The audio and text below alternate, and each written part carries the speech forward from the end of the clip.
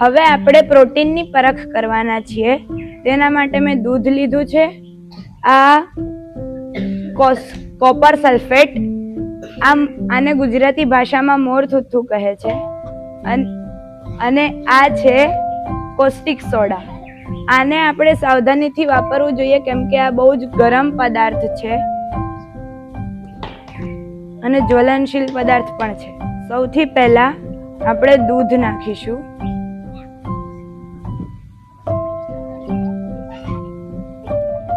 હવે આ copper sulphate ને હું નાખું છું. આને પહેલા હું હલાવી દઉં.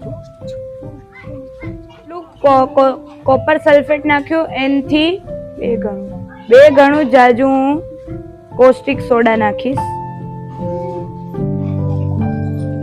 હલાવીશ.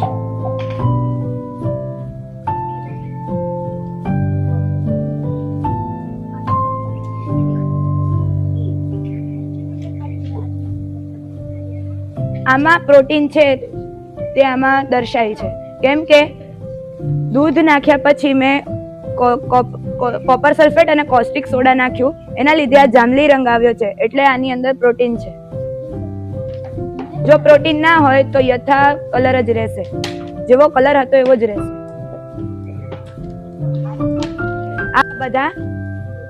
આ બધા સ્ટાર્ચ, ચરબી, પ્રોટીન દર્શાવે છે.